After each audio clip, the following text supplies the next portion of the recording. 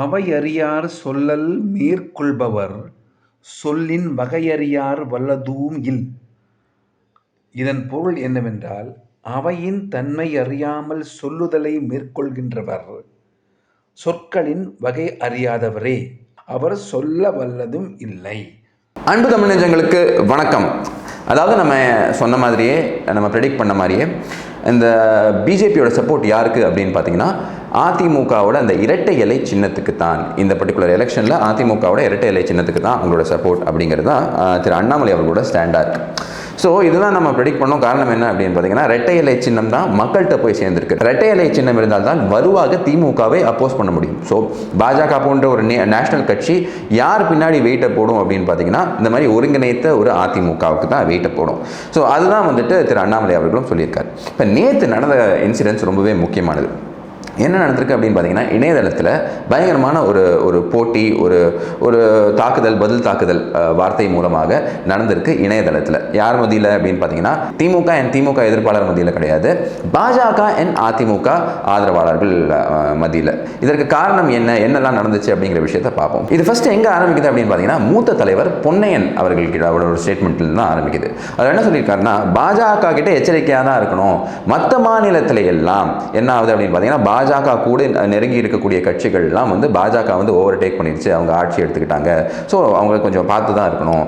அவங்க உள்ளாட்சி தேர்தலே தனியாக போயிட்டாங்க. ஸோ அந்த ஒரு மெசேஜ் இருக்க தான் செய்யுது. மக்கள் எங்கள் கூட இருக்க தான் செய்கிறாங்க, அதனால பாஜகவும் எங்கள் கூட இருக்க தான் செய்யுது அப்படிங்கிற மாதிரி ஒரு ஸ்டேட்மெண்ட் விட்டார். நாட்டிலே எப்படிப்பட்ட செயல்பாடுகளை எல்லாம் செய்தது, பிஜேபியினுடைய நட்பு ஆட்சிகள் எப்படியெல்லாம் கவிழ்ந்தன, அந்த ஆட்சிகளை எப்படியெல்லாம் பிஜேபி பிடித்தது என்பது உங்களுக்கும் தெரியும், மக்களுக்கும் தெரியும், எங்களுக்கும் தெரியும். நாங்கள் எச்சரிக்கையாக இருக்கிறோம்.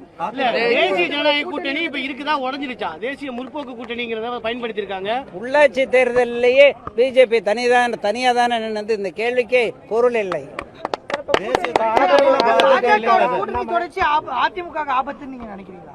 என்னங்க, பாஜகவுடன் கூட்டணி அதிமுக ஆபத்து? மக்கள் எங்கள் பக்கம் இருக்கிறார்கள்.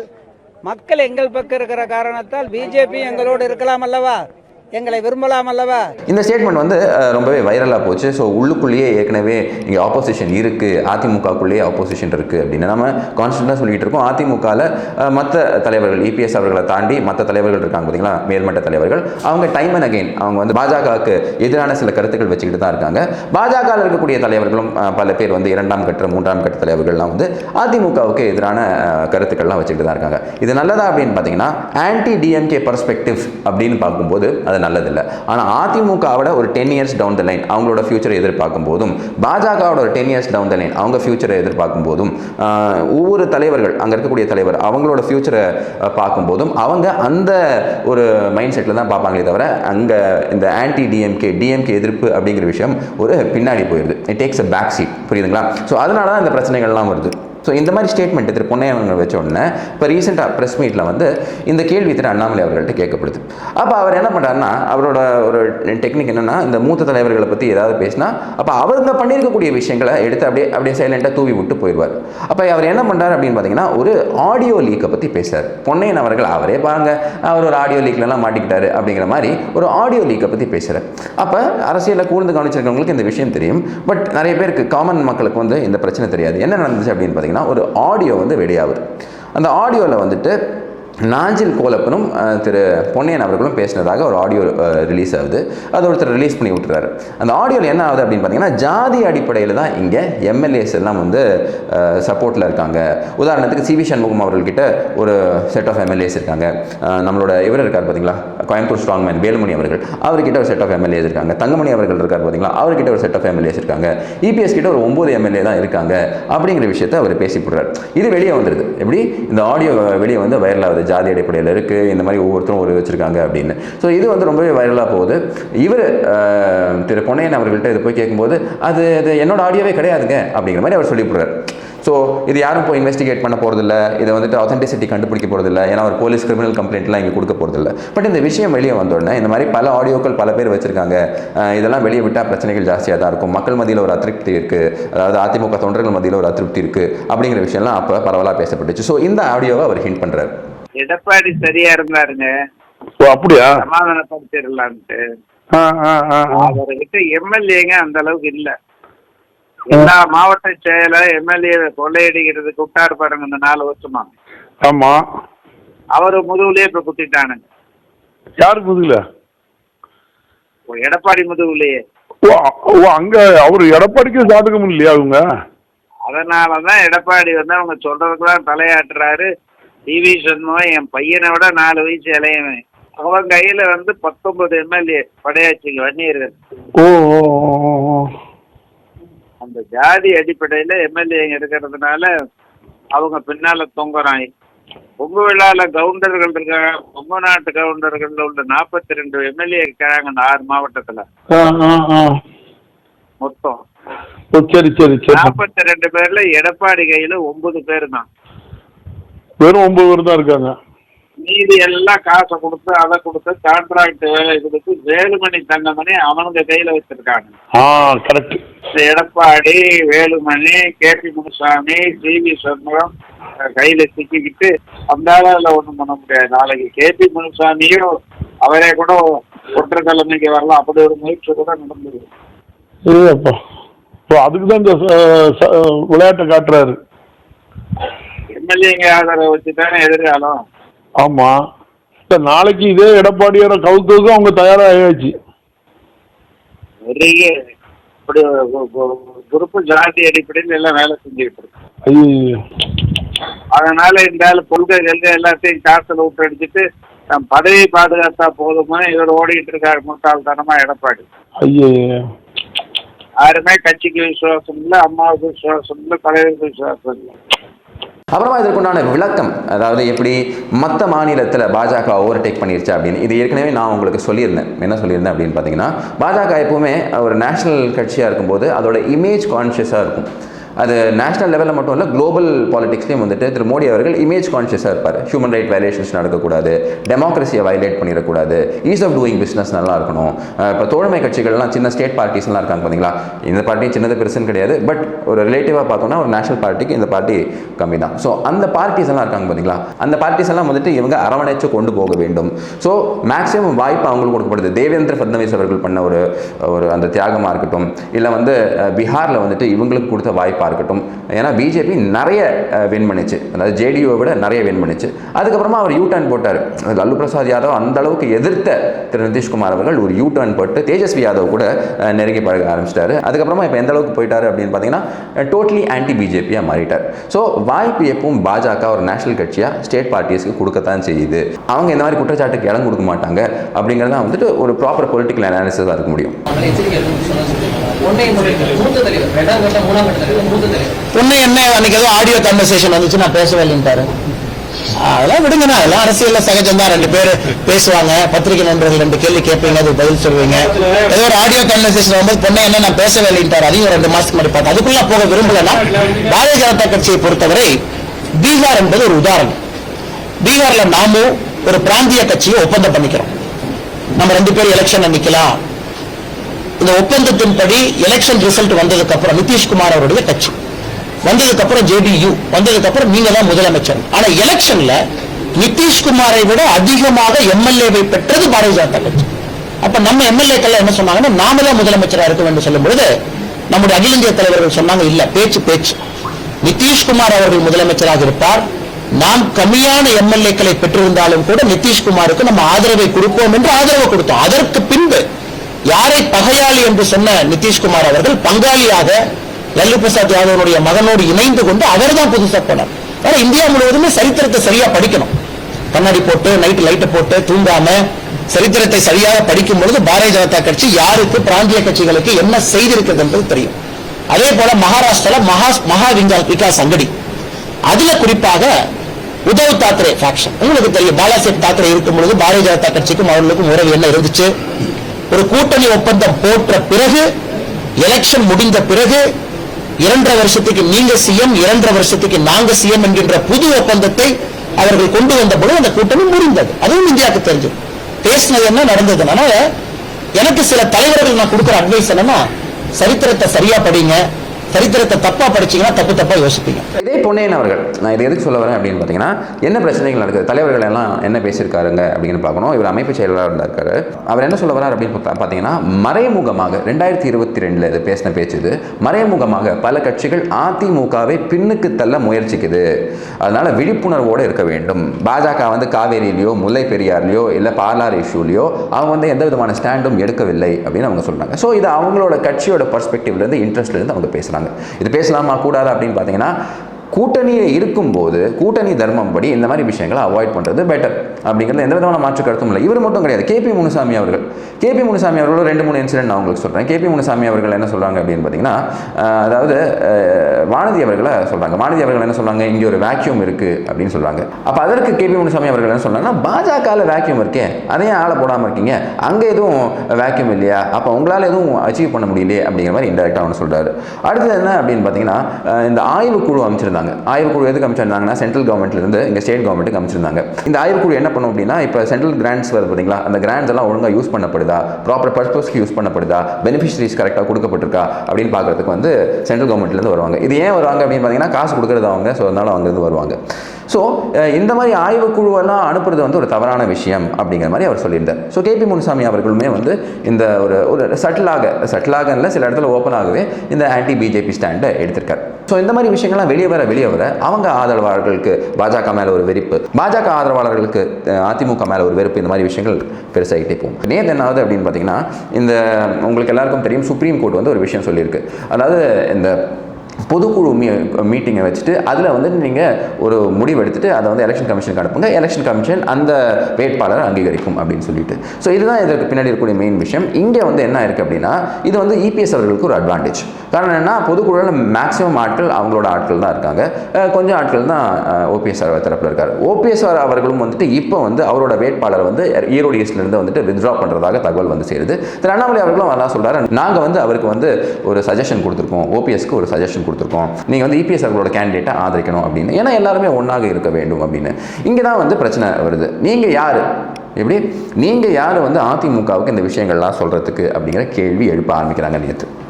இதற்கு காரணம் என்னென்னா, நீங்கள் எல்லாம் ஒன்றாக இருந்து நம்ம எல்லாம் ஒன்றாக இருந்து ஃபைட் பண்ண வேண்டும் அப்படின்னு சொல்லிட்டு பாஜக தரப்புங்க. ஸோ இது வந்துட்டு இணையதளத்தில் வந்து பெரிய பிரச்சனையாகுது. நீங்கள் யார் எங்களை சொல்கிறதுக்குன்னு. உதாரணத்துக்கு செங்கை ஜி ராமச்சந்திரன் அப்படிங்கிறவர், இவர் வந்துட்டு அதிமுகவில் இருக்கக்கூடிய ஒரு இளம் தலைவர், ஐடி விங்கில் இருக்குது பார்த்தீங்களா, அந்த ஐடி விங் பொறுப்பாளர் அவர்.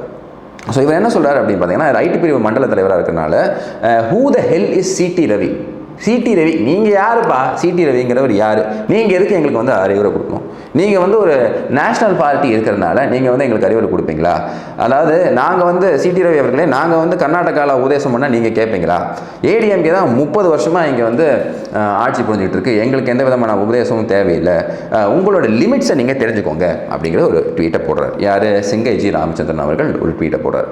இது என்ன ஆயிடுது அப்படின்னு பார்த்தீங்கன்னா, இது வந்து அப்படியே ஸ்னோபால் ஆகுது. இது வந்துட்டு பாஜக ஆதரவாளர்கள் எதிர்க்கிறதும் அதிமுக ஆதரவாளர்கள் ஆதரிப்பதும். ஸோ இதுக்கு CTR Nirmalkumar BJP IT wing தலைவர் அவர் என்ன சொல்றாரு அப்படின்னா, அப்புறம் எதுக்கே 2017 எங்ககிட்ட வந்தீங்க, அப்படி அன்னைக்கு நீங்கள் வந்ததுனால தான் நாங்கள் 2 பேரும் சேர்த்து வச்சோம், அப்படி இல்லைனா இன்றைக்கி உங்கள் கட்சி எந்த சைடில் இருந்திருக்கும் அப்படிங்கிற ஒரு கேள்வியை 2017 மேட்டரை எடுத்து சிடிஆர் நிர்மல்குமார் வைக்கிறார். இதற்கு இன்னொரு பாஜக நிர்வாகி செல்வகுமார் அவர்கள் அவர் என்ன சொல்கிறாங்கன்னா, உங்கள் பர்ஃபார்மன்ஸ் என்னவா இருக்குது, 2019 தேர்தல், அதுக்கப்புறமா பை எலெக்ஷன்ஸு, அதுக்கப்புறமா உள்ளாட்சி தேர்தல், அதுக்கப்புறம் நகரப்புற உள்ளாட்சி தேர்தல், இதில் எல்லாம் உங்களோட பர்ஃபார்மன்ஸ் என்ன இருக்குது அப்படிங்கிற மாதிரி போட்டுறாரு. ஸோ இது என்ன ஆயிடுது அப்படின்னு பார்த்தீங்கன்னா, 2 பேர் தரப்புலையும் ரொம்பவே ரிஃப்ட் கிரியேட் பண்ண ஆரம்பிச்சிச்சு. எஸ்பெஷலி நேற்று ரொம்ப மோசமாக இந்த விஷயங்கள்லாம் நடந்துச்சு. இதை தவிர்க்கணும் அப்படிங்கிறதுல எந்த விதமான மாற்று கருத்தும் இல்லை. காரணம் என்னென்னா, இப்போதைக்கு கூட்டணி இருக்குது. கூட்டணியில் இருக்கும்போது கூட்டணி தர்மத்தில் ஒருத்தர் பரஸ்பரம் மரியாதை கொடுக்கறது பெட்டர். ஒன்று. ரெண்டாவது என்ன அப்படின்னு பார்த்தீங்கன்னா, common enemy DMK stands to win. இந்த மாதிரி பர்டிகுலர் கேஸில் உண்மையிலே வந்து திமுக போன்ற ஒரு கட்சிக்கு இது வந்து லட்டு மாதிரி இருக்குது இந்த எலெக்ஷனில். ஸோ இதற்கு திரு அண்ணாமலை அவர்கள் என்ன சொல்கிறார் பார்த்தீங்கன்னா, நான் வந்து எங்கள் கட்சி தலைவரை வார்ன் பண்ணிட்டோம், எங்கள் கட்சி 2ஆம் கட்ட 3ஆம் கட்ட தலைவர்களை வார்ன் பண்ணியிருக்கோம். காரணம் என்ன, அவங்களுக்கு என்ன நடக்குதுன்னே தெரியாது. உண்மை என்ன அப்படின்னு பார்த்தீங்கன்னா, வெளியில் இருக்கிற ஆட்கள் கூட கொஞ்சம் ஹிண்ட் இருக்குமே தவிர, உள்ளே இருக்கக்கூடிய ஆட்கள் வந்து அவங்க அந்த கடிவாளம் கட்டின மாதிரி அவங்க வந்து அவங்களுக்கு மேலே என்ன நடக்குதுன்னே தெரியாது. ஏன்னா வந்து ஹையரார்கி இருக்குது பார்த்தீங்களா, அது அவங்கள வந்து பவு டவுன் பண்ணும். அந்த ஹையரார்கி இருக்கிறனால அவங்களுக்கு மேல் கட்டத்தில் என்ன முடிவு எடுக்கிறாங்க, உண்மையிலே என்ன நடந்திருக்கு, உள்ளுக்குள்ளே என்ன பேச்சுவார்த்தை நடந்திருக்கு அப்படின்னு தெரியாது. நிறைய ரூமர்ஸை நம்பிப்படுறாங்க. ஸோ நீங்கள் இந்த மாதிரிலாம் பண்ணாதீங்க, இந்த ட்வீட்ஸ் எல்லாம் எடுத்து டெலிட் பண்ணுங்க அப்படிங்கிற ஒரு அறிவுரை இங்கே திரு அண்ணாமலை அவர்கள் வழங்கியிருக்காரு அவங்க கட்சி நிர்வாகிகளுக்கு. அநேகமாக சேம் திங் இபிஎஸ் தரப்புல இருந்தும் பண்ணியிருப்பாங்க. தேவையில்லாமல் பண்ணாதீங்க, ஏன்னா எல்லாம் இப்போ ஒன்று கூடி வருது. என்ன பண்ணணும்னு பாஜக சொல்வதற்கு அவங்களுக்கு என்ன உரிமை இருக்கு அப்படின்னு அதிமுகவோட ஐடி இல்ல. அதனாலதான் மேடம் நான் பேசும்போதே சொன்ன மேடம், பிஜேபியிலே சில பேர் சில கருத்துக்கள்லாம் போட்டாங்க. நேற்று நைட் நான் ஃபோன் பண்ணி யாரும் கருத்துக்கள்லாம் போடக்கூடாதுன்னு சொன்னேன். ஏன்னா உண்மைதான், அரசியலை பொறுத்த வரைக்கும் 2 தலைவர்கள் என்ன பேசுறாங்க இன்னொருத்தருக்கு தெரியாது. நம்ம ரூம்ல பேசுறது, நம்ம 2 பேசிட்டு வெளியே வருவோம். சில விஷயங்களை நம்ம அரசியல் நாகரிகத்திற்காக வெளியே டிஸ்க்ளோஸ் பண்ண போறதும் கிடையாது. இது என்ன ஆகுதுன்னா, வெளியே பார்வையில் இருக்கிறவங்க, ஒரு பெர்செப்ஷன்ல இருக்கிறவங்க பிஜேபியில இருந்து 2 கருத்தை போடுறாங்க, இன்னொரு கட்சியில இருந்து 2 கருத்தை போடுறாங்க. நேற்று நான் சொன்னேன், உங்களுக்கு தெரியாதப்ப ஏன் நீங்க கருத்து சொல்லணும்? உதாரணத்துக்கு பிஜேபியிலே நான் சொன்னேன், எங்க தலைவர்கள் 2-3 பேருக்கு நான் சொன்னேன், ட்விட்டர்ல ஒரு தலைவர் கருத்து போட்டதார், உடனே நான் கூப்பிட்டு வார்ன் பண்ணேன். உங்களுக்கு ஒரு விஷயம் தெரியாதப்ப எதுக்கு ட்விட்டர்ல கருத்து போடணும்? உங்களுக்கு என்ன நடக்குதுன்னு தெரியாது. தேசிய தலைவர் இருக்காங்க, அகில இந்திய பொதுச் செயலாளர் இருக்காங்க, மாநில தலைவர் இருக்காங்க, ஒரு சிஸ்டம் இருக்கு, ஒரு கம்யூனிகேஷன் சேனல் இருக்கு. இன்னும் 2 பேர் நைட் ட்விட்டர்ல போட்டிருக்காங்க, என் கவனத்துக்கு கொண்டு வந்தாங்க. உங்களுக்கு சொன்னேன் டெலிட் பண்ணுங்க, அதெல்லாம் போடக்கூடாது. அதேதான் இந்த பிரஸ் மீட்னுடைய நோக்கமே என்ன அப்படின்னா, சில விஷயங்களை உங்களுக்கு தெளிவுபடுத்துகின்றோம். என்ன நடந்துச்சு, ஏன் நாங்க பண்றோம், காரணம் என்ன, ஈரோடு கிழக்கு தேர்தலை பொறுத்தவரை என்ன நடக்கணும், இப்ப பாஜகவின் நிலைப்பாடு என்ன, எப்ப நாங்க சப்போர்ட் கொடுக்க முடியும், ஒரு தேசிய கட்சியா நாங்க யோசிக்கிறோம் இந்த விஷயங்கள். நம்மை பொறுத்தவரை என்ன ஒரு விஷயங்க, நாம இங்க யாருமே ஒரு சண்டையை மூட்டுவதற்கோ ஒரு பிரச்சனையை ஏற்படுத்தவோ பிரித்து அதன் மூலமாக குளிர் காய்வதோ பாரதிய ஜனதா கட்சியினுடைய நோக்கம் எப்பொழுதுமே இல்லை. நான் ஏதோ ஒரு சமீபத்தில் கூட சொன்னேன், பாஜக வளரணும்னா எங்க ஸ்ட்ரென்த்ல வளரணுமோ தவிர இன்னொரு கட்சி வீக்னஸை பயன்படுத்தி நம்ம கட்சி வளரணும்னு நினைச்சா அது நிலைக்காது. தொடர்ந்து நான் எல்லா தலைவர்கள்ட்டையும் சொல்ற ஒரு கருத்து, நம்ம ஸ்ட்ரென்த்ல நீங்க வளருங்க, ஒரு வீக்னஸை பயன்படுத்தாது. எங்களை பொறுத்தவரை எந்த கட்சி உட்கட்சி பிரச்சனைக்குள்ள போகல. இன்னைக்கும் இட்ஸ் அன் அப்பீல், இன்னைக்கு ஒரு அப்பீல் தான். ஏன்னா எண்ட் ஆஃப் தி டே எல்லாம் அந்த தொகுதியில போய் வேலை செய்யணும், 2,20,000 வாக்காளர்கள் ஜெயிக்கணும். 2019 தமிழ்நாட்டில் எல்லா வேட்பாளரும் ஜெயிச்ச பொழுது அண்ணன் EVKS இளங்கோவன் மட்டும்தான் அந்த அலையிலையும் தோத்தாங்க.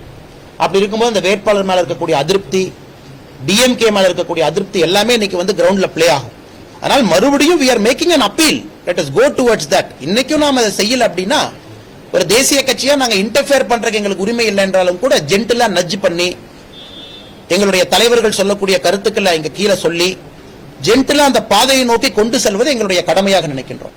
என்னுடைய பயம் என்னன்னா, 2 கட்சியிலுமே 2ஆம் கட்ட 3ஆம் கட்ட தலைவர்கள் கொடுக்கிற ஸ்டேட்மெண்ட்டை பார்த்து எனக்கு கொஞ்சம் பயம். என்ன பேசணும், என்ன நடந்ததுன்னே தெரியாம நிறைய பேர் அந்த கருத்துக்களை சொல்ல ஆரம்பிக்கிறீங்க. இன்னொரு பக்கம் நேரம் அதிகமாயிட்டு இருக்கு, 7ஆம் தேதி முடியுது. அதனால் வேகமாக இதற்கு ஒரு நிலைப்பாடு வர வேண்டும் என்பதற்காகத்தான் இந்த பிரஸ் மீட். ஸோ நியாயப்படி பார்ப்போம், அதிமுக அப்படிங்கிற கட்சிக்கு அட்வைஸ் பண்ணுறதுக்கு பாஜகவுக்கு உரிமை இருக்கா? ஸோ இங்கே என்ன புரிஞ்சுக்கணும் அப்படின்னு பார்த்தீங்கன்னா, எந்த ஒரு கட்சியோட இன்டர்னல் மேட்டர்லையும் தலையிடுறதுக்கு யாருக்கும் உரிமை இல்லை. இப்போ பாஜகவோட இன்டர்னல் மேட்டரில் அதிமுக தலையிடாது, அதிமுகவோட இன்டர்னல் மேட்டரில் பாஜக தலையிடாது. அப்புறம் ஏன் சார் இந்த பேச்சுவார்த்தை, எதுக்கு OPS அவர்களை போய் சந்திக்கணும், EPS அவர்களை போய் சந்திக்கணும், எதுக்கு இந்த கேண்டிடேட்டுக்கு ஆதரவு கொடுங்க அப்படின்னு OPS அவர்கள்ட்ட போய் கேட்கணும் அப்படின்னு பார்த்தீங்கன்னா, கட்சியோட இன்டர்னல் மேட்டர் தனி, ஆனால் எலெக்ஷன் அப்படிங்கிறது எல்லாருமே சந்திக்கக்கூடிய ஒரு விஷயம், கூட்டணியாக அவங்க சந்திக்கக்கூடிய விஷயம். NDPAன்னு NDA மாற்றினாங்க பார்த்தீங்களா, அந்த NDA அப்படிங்கிற ஒரு கூட்டணி அங்கே போய் சந்திக்கும் போது என்ன பாஜக எதிர்பார்க்கணும்னா, இதிலிருந்து நமக்கு என்ன takeaway? First public welfare. Public welfare என்ன, திமுக தோற்கடிக்கப்பட வேண்டும், அப்போ வலுவான ஒரு கேண்டிடேட் இருக்க வேண்டும். அது EPS அவர்களோட தரப்பிலிருந்து எடுத்துருக்காங்க, எந்த மாற்று கருத்தும் இல்லை. அவருக்கு அந்த கான்ஸ்டிடுவன்சி ரொம்ப நல்லா தெரியும். ரெண்டாவது என்ன அப்படின்னு பார்த்தீங்கன்னா, அந்த ரெட்டை இலை சின்னம் வேண்டும். அப்போ தான் ரெட்டை இலை அப்படிங்கிறது மக்களின் மனதில், நிறைய பேர் இந்த பச்சை குத்திருப்பாங்க, புரட்சித்தலைவரோட ஃபோட்டோ பச்சை குத்திருப்பாங்க, அம்மாவோட ஃபோட்டோ பச்சை குத்திருப்பாங்க. அந்த மாதிரி ரெட்டை இலை அப்படிங்கிறது நிறைய பேர் மனசில் பதிஞ்ச ஒரு சின்னம். ஸோ அது கிடைக்க வேண்டும், அதற்கு தான் ஆதரவு. ஒரு நேஷனல் பார்ட்டியாக நாங்கள் எங்களோட வெயிட் அதுக்கு பின்னாடி தான் போட விரும்புகிறோம் அப்படிங்கிற விஷயத்தை சொல்கிறதுக்குண்டான எல்லா ரைட்ஸும் பாஜக கிட்ட இருக்கு. புரியுதுங்களா? ஸோ அந்த பர்டிகுலர் விஷயம் தான் இங்கே பண்ணப்பட்டிருக்கு. ஸோ இன்டர்னல் மேட்டரில் நாங்கள் இன்டர்ஃபியர் பண்ணல. எங்களுக்கு மேல்கட்ட தலைவர்கள்ட்ட நாங்கள் பேசினது என்ன அப்படின்னு பார்த்தீங்கன்னா, இந்த டிஃப்ரென்சஸ் இந்த எலெக்ஷனுக்கு வேண்டி தள்ளி வைக்கலாமே, இந்த பர்டிகுலர் கேண்டிடேட்க்கு ஆதரவு கொடுக்கலாமே அப்படிங்கிறது தான் பேசப்பட்டிருக்கு அப்படிங்கிற மாநில திரு அண்ணாமலை அவர்கள் இந்த விஷயங்களை சொல்கிறார். இளைய பாரதம் சொந்தங்களுக்கு வணக்கம். நீங்கள் நம்ம சேனலோட வளர்ச்சிக்கு உதவணும்னு நினச்சிங்கன்னா, கீழே இருக்கக்கூடிய இளைய பாரதம் அக்கௌண்ட் நம்பருக்கு உங்களுக்கு தோன்ற அமௌண்ட்டை கான்ட்ரிபியூட் பண்ணலாம். உங்கள் ஆதரவுக்கு என்றும் நன்றி. ஜெயஹிந்த். பதவி ரீதியாக நம்ம என்ன சொல்ல விரும்புகிறோம் அப்படின்னு பார்த்தீங்கன்னா, இங்கே மறுபடியும் எல்லாரும் மறக்கிறது என்ன, இது அட்வான்டேஜ் DMK INC. திமுகவுக்கு இது லட்டு சாப்பிட்ற மாதிரி. ஸோ அதனால் இந்த ஊர் 2 பட்டா யார் கொண்டாடுவாங்கன்னு உங்களுக்கு தெரியும். ஸோ அந்த மாதிரி இது திமுக என்ஜாய் பண்ணுறதுக்கு உண்டான வாய்ப்பை இந்த கூட்டணி கொடுத்துடக்கூடாது. ஏன்னா திமுக மேலே அவ்வளோ அதிருப்தி இருக்குது. ரெண்டாவது விஷயம் என்ன அப்படின்னு பார்த்தீங்கன்னா, அண்ணாமலை அவர்களை இந்த விஷயத்தில் பாராட்டி ஆக வேண்டும். ஏன்னா ஒரு வாய்ப்புக்கு வெயிட் பண்ணிட்டு இருந்தாங்க. அதிமுகலையும் சரி பாஜகலையும் சரி எல்லாருமே வந்து வச்சு செய்வோம் அப்படின்னு சொல்லி அவங்க வெயிட் பண்ணிட்டு இருந்தாங்க. ஆனால் அதையும் ரொம்ப மெச்சூரிட்டியோட ஹேண்டில் பண்ணி எந்த இடத்துல கண்டிக்கணுமோ அந்த இடத்துல கண்டித்து, எந்த இடத்துல வந்து தன்னோட அந்த ஒப்பீனியனை ஸ்ட்ராங்காக சொல்லணுமோ, ஆமாம் ரெட்டை இலை சின்னம் தான் அப்படின்னு அந்த ரெட்டை இலை சின்னத்துக்கு உண்டான வெயிட்டை வெளியே கொண்டு வரதுக்கு உண்டான முயற்சி பண்ணதுக்கு திரு அண்ணாமலை அவர்களுக்கு வாழ்த்து தெரிவிக்க வேண்டும். இன்ஃபேக்ட் இது வந்து அதிமுகவுக்கு ஒரு பெரிய அட்வான்டேஜ். காரணம் என்ன, அந்த சின்னம் அப்படிங்கிறது ஒரு பிரச்சனையாக போய்கிட்டு இருக்கிறதுக்கு ஒரு முடிவு கொண்டு வர்றதுக்கு, இன்ஃபேக்ட் அதோட பலத்தை மக்கள்கிட்ட காட்டுறதுக்கு இது ஒரு சூப்பரான வாய்ப்பு. அது இனிமேல் காலதாமதம் பண்ணாமல் இனிமேல் இதுக்குள்ளே அடிச்சுக்கிட்டு இருக்காமல் இதை ஃபர்தர் பண்ண வேண்டியது அதிமுக பாஜக கூட்டணி இருக்குது பார்த்தீங்களா, அந்த கூட்டணியோட தர்மம் அப்படிங்கிறத எங்களோட கருத்தாக இருக்குது. பார்ப்போம் இவங்க இதை எப்படி முன்னுக்கு கொண்டு போகிறாங்க அப்படின்னு சொல்லிட்டு. இணைந்ததுக்கு நன்றி. வணக்கம். வந்தே மாத்திரம். பாரத் மாதா கி ஜெய். வாழ்க நம் பாரதம். ஜெய் ஹிந்த். எத்தனை காலந்தான் ஏமாற்றுவார் இந்த நாட்டிலே.